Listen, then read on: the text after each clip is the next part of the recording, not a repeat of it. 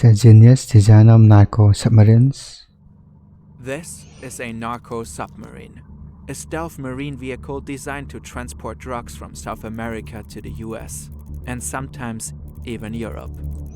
When did they make them or who landed them there? Over the last decade, authorities have caught over 200 of these, but there are many more out there. Today, we will take a look at 4 different models, ranging from simple all the way to transatlantic high-tech. How do these submarines work? How do they avoid detection?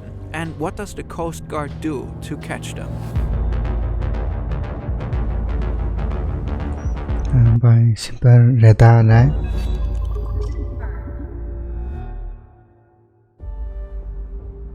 There are many ways to smuggle cocaine into the high-profit markets of the US and Europe.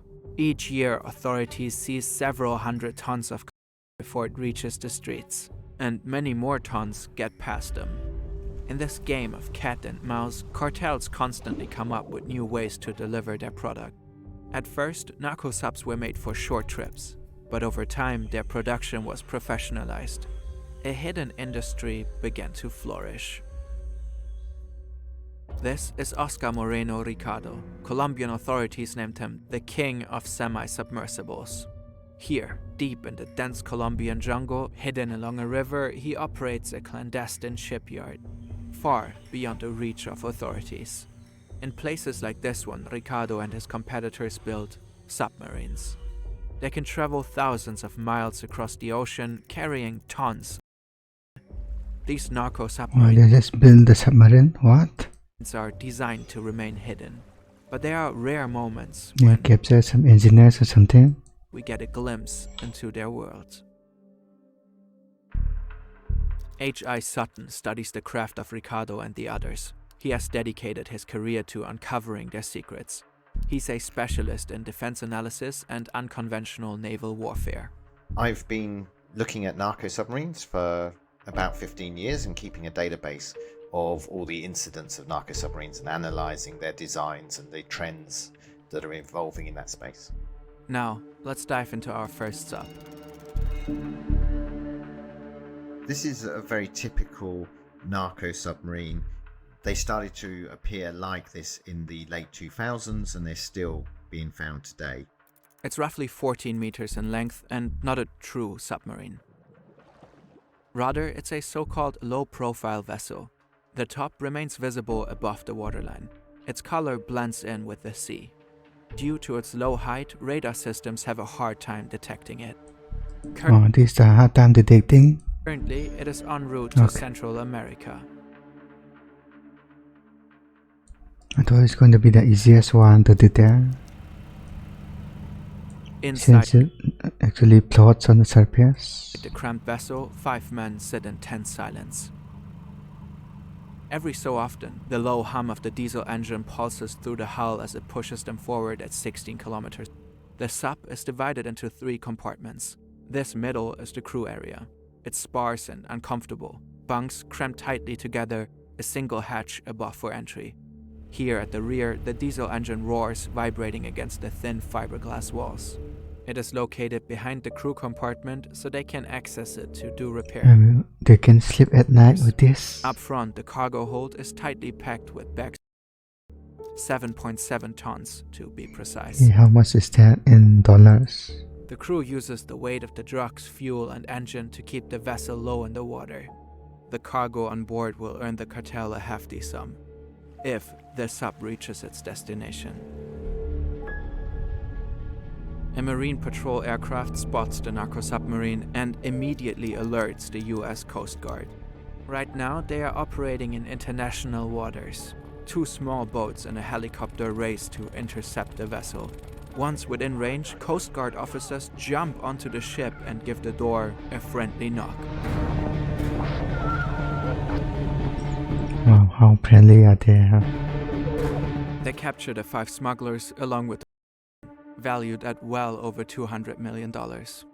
If law enforcement had not acted so And 200 million there. decisively, the smugglers could have opened the scuttling valve, a last resort mechanism that floods the sub and sends it plunging to the ocean floor, along with all its evidence. This crew had a relatively short journey. Others travel half across the world.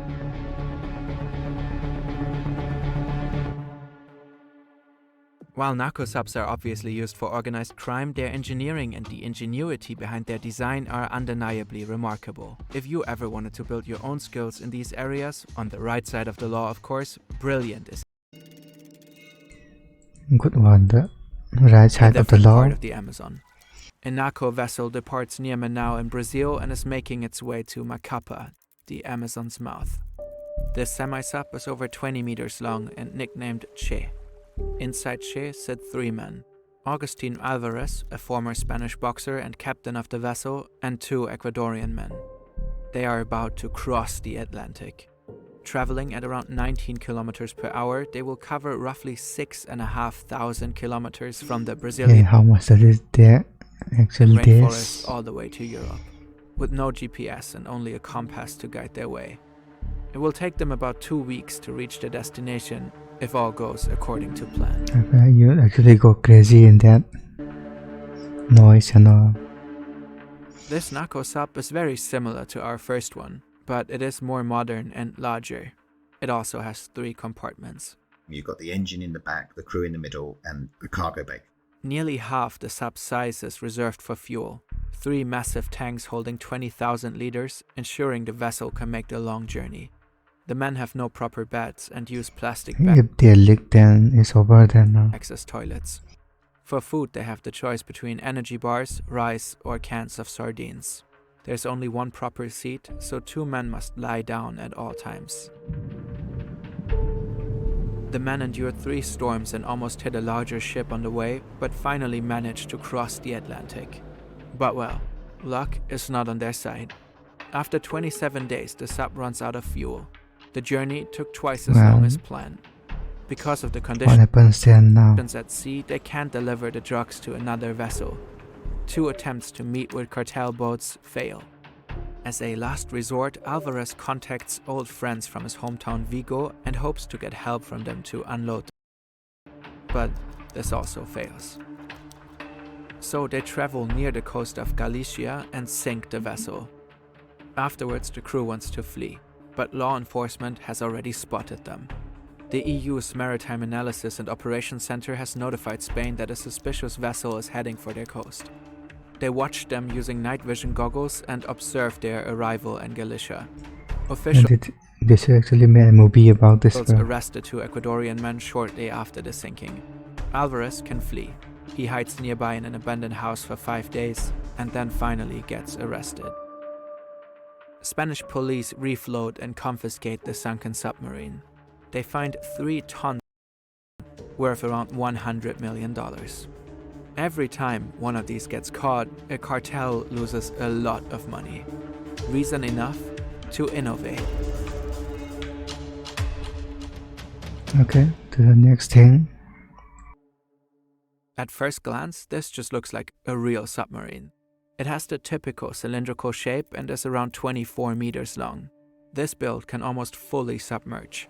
Only a snorkel protrudes from its top, allowing the vessel to breathe, drawing in air to cool its diesel engine and provide fresh oxygen for the crew. It also gives the vessel its name, the snorkel sub. Unlike most real submarines, or most naval submarines, it's not built out of steel or metal, it's built out of fiberglass. A diesel engine powers the sub, while an onboard generator provides electricity for various systems, including a camera mounted atop the snorkel. So they always have an idea of what's around them when they are underwater.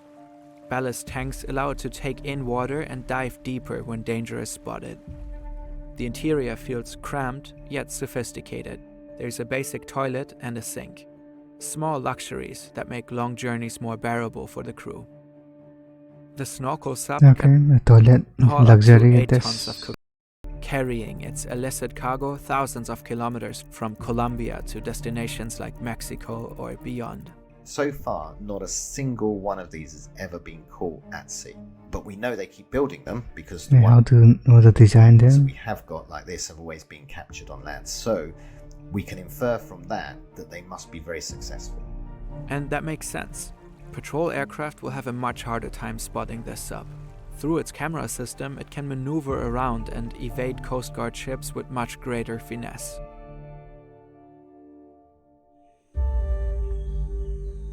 The fact that such a complex machine gets built in a jungle in the middle of nowhere is remarkable. These shipyards are far from traditional supply chains or modern facilities. Yeah, especially made for them, I guess. Narco submarines are designed and the construction is overseen by master builders. These are artisans, very technically proficient. They're impressive designs in the sense that while they might look very shoddy and minimalist, they really are the perfect example of the minimum viable product. These subs need to be good enough to reliably transport extremely expensive cargo thousands of miles, but at the same time they have to be built with very basic materials. Not many people are capable of doing that. These master builders, there's only so many of them, and we can tell that because each designer, if you like, has signature. They have certain ways of solving problems that reveal themselves in the designs. And one of these builders far outshines the rest. In November 2020, law enforcement stumbled upon something extraordinary in the Colombian jungle. A fully submersible, 12-meter-long narco submarine. There's no fuel storage and no diesel engine in the back. Instead, the sub houses a whopping 10 tons of batteries, powering 2 electric motors. This is the peak of electric submarine narco sub ingenuity. Construction costs roughly $1.5 million. Dive planes control the depth of the submarine. Its batteries have an estimated endurance of 12 hours. Traveling at 5 kilometers per hour, this sub could reach a travel distance of about 60 kilometers.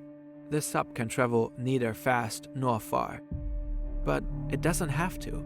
This vessel is not designed to make long journeys on its own. Do you see this little thing here? That's a towing ring. It can be attached to larger ships, allowing the narco sub to be pulled long distances undetected. Yeah, I'm actually smart. When the smugglers reach their destination or Coast Guard appears, they simply unhook and continue on their own. This sub is extremely hard to detect. In fact, it has never been found in action. Authorities have only discovered this one example in the Colombian jungle, but there are most likely many more of them out in the waters. We can infer that it's incredibly successful, just like the other. All narco submarines are statistically successful, most get through, but these ones are even harder to find and has never been seen in the wild. This narco sub is proof that smugglers continue to design new, sophisticated vessels to move to profitable markets. The trend has been towards smaller payloads, so they carry less drugs than they used to, but there's more of them. And so it's really about optimizing their supply lines and getting to the market, minimizing the risks. When the sub completes its mission, it may end up here, in a massive graveyard of narco submarines on the ocean floor, because almost all of them are only built for a one-off trip. Okay. In 2022, the reign of Oscar Moreno Ricardo, the so-called king of narco submarines, came to an end. Taken over by another one. After years of eluding authorities, he was finally arrested in a joint operation by Colombian and American authorities. His capture marks a significant victory for law enforcement, but does it look like it is far from a decisive blow. Another worthy successor will most likely have already taken his place. Somewhere in the depths of the Colombian jungle, a new genius is already working on the next generation of narco submarines. More advanced, more sophisticated, and designed to beat the latest tactics of law enforcement. I mean, people are still buying, so the supply is never enough.